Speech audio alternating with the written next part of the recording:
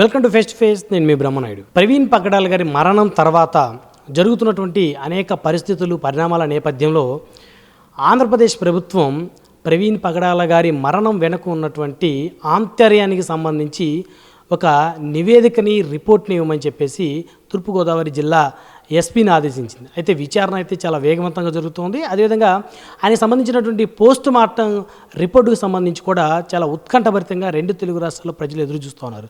అయితే ఇలాంటి పరిస్థితులు పరిణామాల నేపథ్యంలో మత పెద్దలుగా ఉన్నటువంటి కొంతమంది వ్యక్తులు రకరకాల బోధనలతోటి రాష్ట్రంలో శాంతి భద్రతలకి విఘాతం కలిగించేటువంటి విధంగా అల్లర్లు రేకెత్తే విధంగా వారి యొక్క స్పీచ్ అయితే ఉన్న పరిస్థితి ఉంది. సో దానికి సంబంధించి ప్రస్తుతం మనతోటి మోటివేషనల్ స్పీకర్ బ్రదర్ షఫీ గారు ఉన్నారు. వారితో మాట్లాడే ప్రయత్నం చేద్దాం. షఫీ గారు నమస్తే సార్. నమస్తే అండి. సార్, ప్రవీణ్ పగడాల గారి మరణం తర్వాత ఆయనది హత్య అని చెప్పేసి కొంతమంది, అదేవిధంగా ఆయనది యాక్సిడెంట్ అని చెప్పేసి కొంతమంది రకరకాల చర్చలు జరుగుతూ ఉన్నాయి. అయితే ప్రస్తుతం తూర్పుగోదావరి జిల్లా ఎస్పీ గారి ఆధ్వర్యంలో విచారణ వేగవంతంగా జరుగుతుంది. అదేవిధంగా మరొక వైపు పోస్ట్ మార్టం రిపోర్టు మరొక 3-4 డేస్లో వచ్చేటువంటి అవకాశం ఉంది. సో ఈ క్రమంలో కొంతమంది మత పెద్దలు, ఇటు హిందువులు కానీ, ముస్లింలు కానీ, అదేవిధంగా క్రిస్టియన్స్ కానీ రకరకాలుగా మాట్లాడుతున్న పరిస్థితి ఉంది. ఆ మతాలకు సంబంధించినటువంటి ప్రతినిధులుగా ఉన్న వ్యక్తులు చర్చా వేదికల్లో రకరకాలుగా మాట్లాడుతూ ఉన్నారు. సో దీని గురించి ఏం చెప్తారు సార్? విషయం ఏంటంటే ఇక్కడ మనం ఏదైతే మాట్లాడుతున్నామో మాట అనేది మాట్లాడడం కోసం ఒక నిమిషము ఒక సెకండ్ పట్టొచ్చు, కానీ మాట అలా ఉండిపోతుంది సమాజంలో. ఒక బాధ్యతాయుతంగా ఉన్నటువంటి పొజిషన్లో, అది రాజకీయంగా అయినా కానీ మతపరంగా అయినా కానీ, ఒక ఉన్నత స్థాయిలో ఉన్నటువంటి వ్యక్తులు మాట్లాడేటప్పుడు చాలా జాగ్రత్తగా ఆచిచూచి రెస్పాన్సిబిలిటీతో, అంటే బాధ్యతాయుతంగా మాట్లాడాలి. ఎందుకంటే మనం ఒక మాట మాట్లాడేసాము, దాని ప్రభావం ప్రజల యొక్క బ్రెయిన్స్ మీద పనిచేస్తుంది, మైండ్స్ మీద, ఆలోచన విధానం మీద పనిచేస్తుంది. కాబట్టి ఇలాంటి సున్నితమైనటువంటి సంఘటనలు జరిగినప్పుడు మాత్రము స్పందించే ప్రతి వ్యక్తి కూడా చాలా ఆలోచించి స్పందించాలి. ఇక్కడ చూస్తున్నాము, ప్రభుత్వం స్పందన, పోలీస్ డిపార్ట్మెంట్ అయినా కానీ, మెడికల్ డిపార్ట్మెంట్ అయినా, పోస్ట్ మార్టం అయినా కానీ వారి బాధ్యత వాళ్ళు నెరవేర్తించుకుంటూ వెళ్తున్నారు. ప్రజల్లో ఒక రకమైనటువంటి అనుమానాలు ఉన్నాయి, భయాందోళనలు ఉన్నాయి, ఒక రకమైనటువంటి బాధ ఉంది.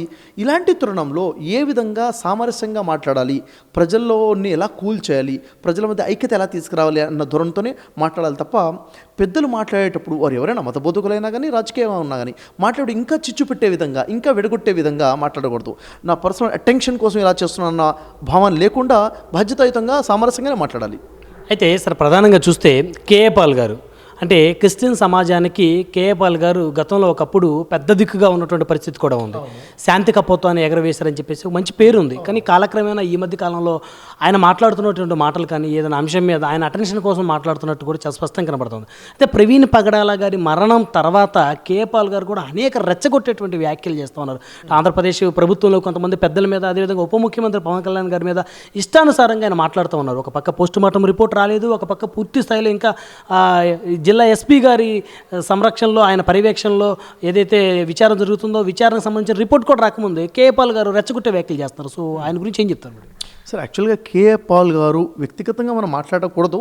అయినప్పటికీ కేఏ పాల్ గారు చూడండి, ఒకప్పుడు ప్రపంచం గుర్తించినటువంటి వ్యక్తి, ప్రపంచంలో పీస్ అంబాసిడర్ ఉండే వ్యక్తి, ప్రపంచ దేశాల్లో అనేక దేశాల యొక్క ప్రెసిడెంట్స్కి కలిసి వారికి ఆశీస్సులు ఇచ్చినటువంటి గొప్ప పొజిషన్లో ఉండే వ్యక్తి, ఎలాగైనా చాలా గొప్ప వ్యక్తి.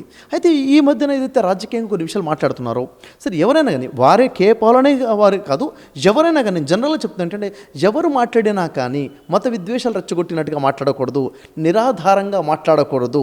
వారు బైబిల్ బోధకులుగా అనేక సంవత్సరాలు సేవలు అందించారు. నిజానికి గ్రంథం బోధిస్తుందంటే మత సామరస్యం గురించే బోధిస్తుంది, అవునా లేదా? అంటే వ్యక్తుల మధ్య విభేదాలు ఉన్నప్పుడు మనం కలిపే విధంగా, శాంతిని ప్రబోధించే విధంగానే మన మాటలు ఉండాలి, మన చర్యలు ఉండాలి తప్ప ఏకపక్షంగా మాట్లాడకూడదు, నిరాధారంగా మాట్లాడకూడదు. ఎప్పుడైతే నిరాధారంగా మనం రెచ్చగొట్టే విధంగా మాట్లాడడం మొదలు పెడతామో, 1, 2, 3 సార్లు ఉంటారు, ఆ తర్వాత ఆ వ్యక్తి మాటకి విలువ లేకుండా పోతుంది. ఈ వ్యక్తి మాటలు, కాబట్టి మన మాటను మనం నిలబెట్టుకోవాలన్నా, మన విలువను మనం నిలబెట్టుకోవాలన్నా కానీ మన మాట ఆచిచూచి మాట్లాడాలి, చాలా జాగ్రత్తగా మాట్లాడాలి. లేకపోతే ఫ్యూచర్లో ఏమైపోతుందంటే మన మాటకి విలువ లేకుండా పోతుంది, ఎవరు మన మాట పట్టించుకునే పరిస్థితులు ఉండవు అన్నమాట. సో ఇప్పుడు ఎవరైతే మత పెద్దలు మతాల మధ్య విద్వేషాలు రేకొట్టే విధంగా కనుక మాట్లాడితే ప్రభుత్వాలు వారి మీద చర్యలు తీసుకోవాలనేటువంటి ఒక అభిప్రాయం కూడా ప్రజల్లో కలుగుతుంది. సో దాని గురించి అది ఎంతవరకు కరెక్ట్ అంటారు? తప్పకుండా తీసుకోవాలి. ప్రభుత్వం అంటేనే ప్రజలకు రక్షణ కల్పించాలి. అయితే ప్రజల మధ్యన విద్వేషాలు రేకెత్తించే విధంగా ఎవరైతే మత బోధకులు కనుక ప్రసంగాలు చేస్తుంటే ఖచ్చితంగా వారిని కట్టుదిట్టం చేయాల్సిన బాధ్యత పోలీస్ డిపార్ట్మెంట్కి, ప్రభుత్వానికి ఉంది అని చెప్తాను. ప్రజలైనా మత బోధకులైనా లేక ప్రభుత్వాలు ఉన్న కొందరైనా ఎవరు కూడా మత విద్వేషాలకి రేకెత్తించే విధంగా మాట్లాడకూడదు.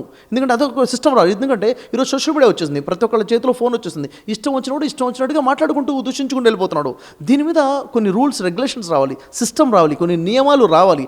లేకపోతే నేనేదో అనేస్తానండి, ప్రశాంతంగా ఉన్న మిమ్మల్ని రెచ్చగొట్టేస్తాను, మీరేదో అంటారు, నేను రెచ్చిపోతాను. ఏమైపోతుంది? చివరికి గొడవలు అయిపోతే మత విద్వేషాలు వస్తాయి. కాబట్టి ఈరోజు సోషల్ మీడియాలో మాట్లాడుతున్నా, బహిరంగంగా ఎవరు మాట్లాడుతున్నా, ఈ మతస్థులు ఆ మతస్థులు అనట్లేదు. ప్రతి మతస్థుల్లో కూడా కొంతమంది వ్యక్తులు ఉన్నారు, బ్లాక్ షీప్స్ ఉంటారు ప్రతి కమ్యూనిటీలో కూడాను.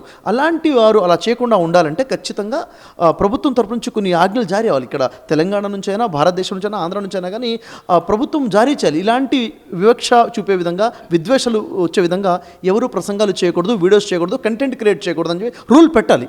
అలా ఎవరైనా చేసే వాళ్ళని చర్యలు తీసుకోవాలి కూడాను. రైట్. మరి ఇది చూశారు కదా, ప్రవీణ్ పగడాల గారి మరణానికి సంబంధించి పోస్ట్ మార్టం రిపోర్టు వచ్చేంత వరకు, అదేవిధంగా పోలీస్ అధికారులు చేస్తున్నటువంటి విచారణ నివేదిక వచ్చేంత వరకు ఎవరైనా రెచ్చగొట్టేటువంటి వ్యాఖ్యలు చేసినా ఖచ్చితంగా వారి మీద కట్టుదిట్టమైనటువంటి కఠినమైనటువంటి చర్యలు కూడా తీసుకోవాల్సినటువంటి అవసరం ఉందని, అదేవిధంగా ఇలాంటి సంఘటనలు జరిగినప్పుడు చాలా శాంతియుతంగా, సామరస్యంగా ఆ సంఘటనల మీద స్పందించాల్సినటువంటి అవసరం ప్రతి ఒక్కరు కూడా ఉంటుందని చెప్తూ ఉన్నారు ప్రముఖ మోటివేషనల్ స్పీకర్ బ్రదర్ షఫీ గారు.